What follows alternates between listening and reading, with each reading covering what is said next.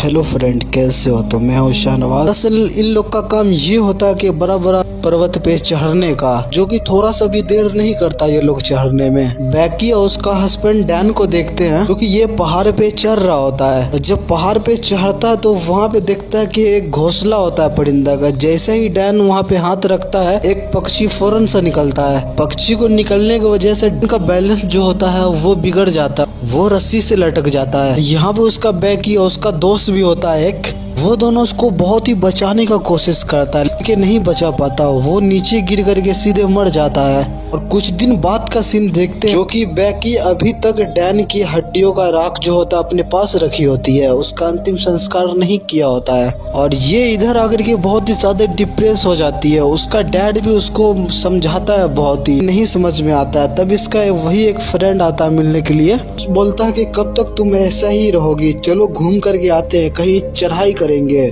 बहुत ही ऊंचाई पे, तुम मेरे साथ चलो, तुम्हें बहुत ही अच्छा लगेगा। उसको अपने मोबाइल में एक टावर दिखाता है जो कि बहुत ही बड़ा होता है। ये टावर जो है 2000 फीट लंबा था। उसका फ्रेंड बोलती है कि तुम मेरे साथ चलना, दोनों आदमी ऊपर चढ़ करके ऊपर से तो अपने पति का राख को उड़ा देना। उसके बाद दोनों ये सफर पे निकल जाते हैं। रास्ते में खूब मस्ती करता है दोनों। दरअसल ये अपने फोन पे ब्लॉगिंग कर रही होती है, वीडियो बना रही थी। वो ब्लॉगिंग के चक्कर में इतना खो जाता है, उसके सामने से एक ट्रक आ रहा होता, वो नहीं देखता, फौरन सा वो गाड़ी रोक लेता है, नहीं तो अभी इसके यहाँ पे इसके साथ हादसा हो जाता। और वो दोनों टावर तक का पहुंच जाता है। हंटर जो है यहाँ पे ब्लॉगिंग कर रही होती है और इस बड़ा सा टावर को देख करके ये लोग का हालत खराब हो रहा होता है कि यहाँ पे बहुत ही ज्यादा डरी होती है। हंटर उसको समझाती है कि कोई बात नहीं, हम चढ़ जाएंगे, चढ़ने के बाद सब डर खत्म हो जाएगा। और ये दोनों ऊपर चढ़ना शुरू कर देता है। वो टावर जो होता है बहुत ही पुराना होता है, जंग भी लगा हुआ होता है। बैकी कैसो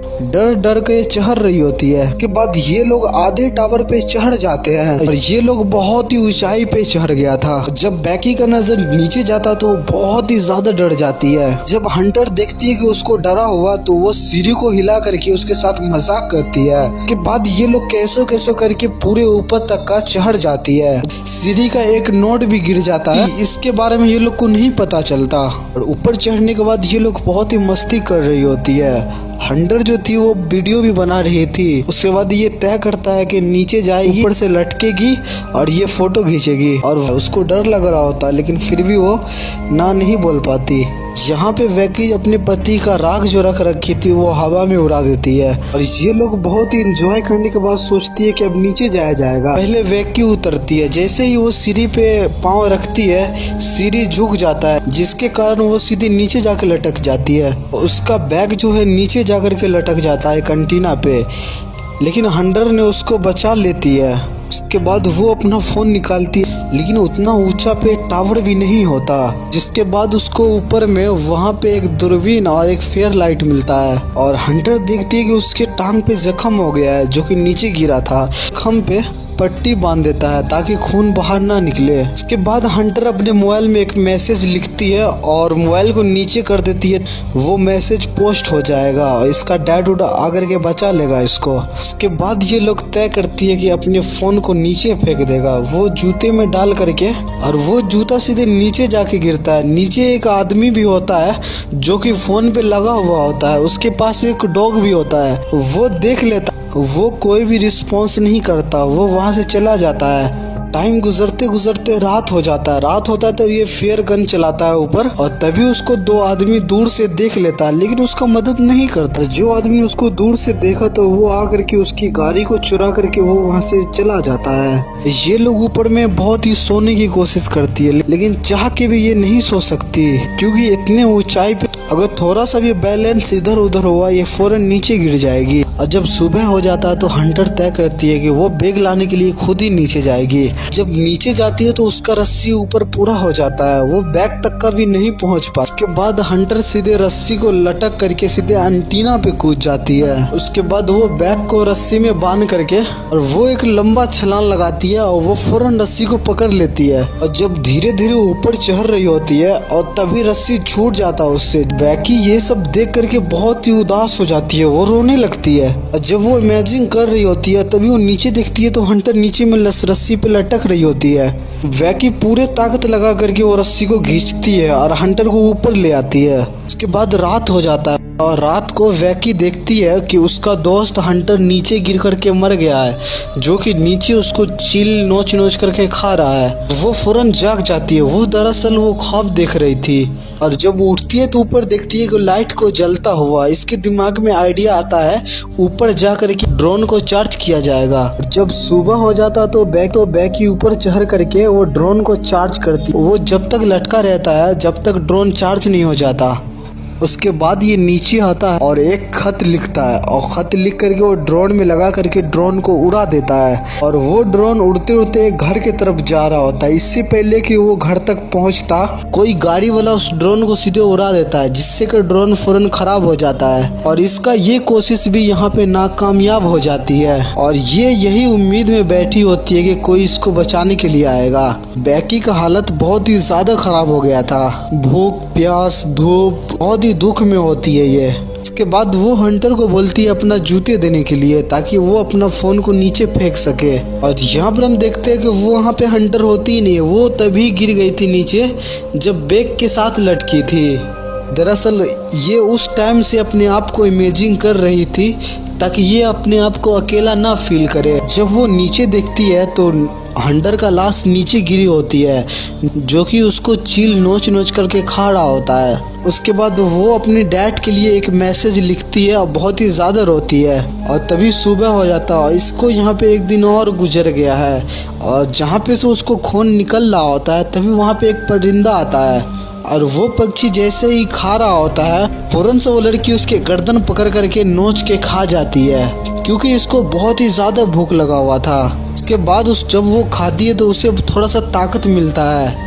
उसके बाद बैकी नीचे उतरती है जहाँ पर कि एंटीना के पास हंटर की लाश होती है। नीचे उतरने के बाद हंटर का जूता ले लेती है और अपना सेल फोन को एक मैसेज टैप करके अपने डैड के लिए और वो हंटर के साथ मोबाइल को भी नीचे फेंक देती है ताकि उसका मोबाइल नहीं टूटे।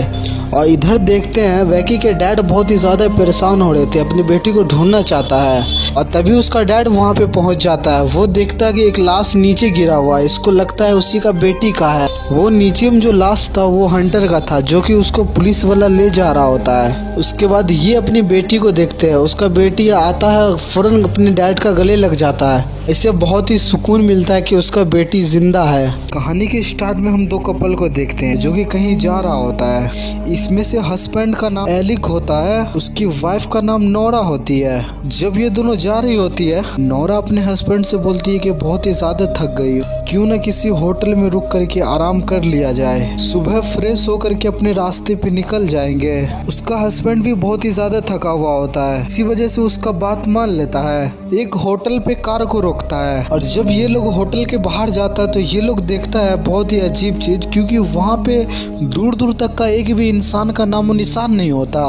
जो भी वहाँ पे था सिर्फ कार ही था। एलिस और नोरा इस बात को इग्नोर करके वो सीधे होटल का अंदर चल जाती है और जब ये दोनों कपल काउंटर पे पहुंचता है तो ये दोनों देखता है होटल का जो मैनेजर होता है वो नीचे में साफ सफेद कर रहा होता है, जो खून के धब्बे उब्बे जो लगा हुआ होता है। ये दोनों देख करके काफी ज्यादा डर जाता है और ये दोनों सोचते हैं कि होटल से बाहर जाया जाएगा।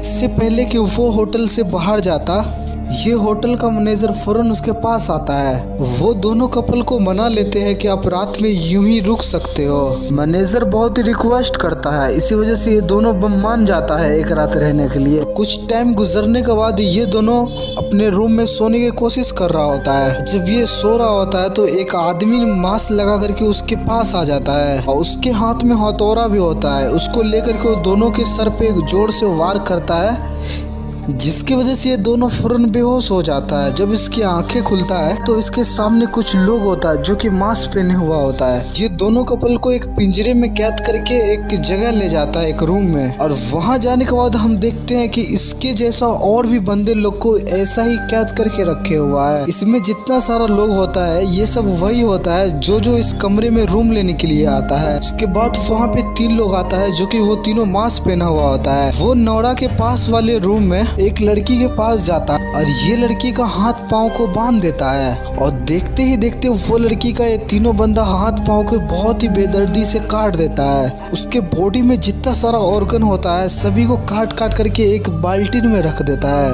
वो लड़की को बहुत ही बेरहमी से काट काट करके मार देता है। उसके बाद ये यहाँ भी नहीं रुकता, उसके बाद एक और रूम होता है उसके बगल में, उस रूम के तरफ जाता है। जहाँ पर हम देखते हैं कि वहाँ पे एक लेडीज होती है, वो अपने बच्चे को गोदी में ले रखा होता है। उससे उस बच्चे को छीन करके एक मशीन में डाल देता है और ये सब भयानक सीन नोरा भी देख लेती है, क्योंकि उसका दिमाग काम करना तो बंद ही कर दिया होगा। और यहाँ पे हमें समझ आता है कि ये लोग जो बॉडी पार्ट को इस तरह से काट काट करके बाल्टी में रखता है, कुछ लोगों को ये ऑर्गन खिलाने वाले हैं। उसके बाद इस होटल के मैनेजर को देखते हैं, इन लोगों के साथ मिल करके इन काम को बहुत दिनों से चला रहा है। दरअसल इनके होटल पे जो भी लोग आता है उनके साथ ये लोग ऐसा ही करता है, उसको बेहोश करके उसके बॉडी पार्ट को काट काट करके अपने सारे ग्रुप के बंदों को खिला सके।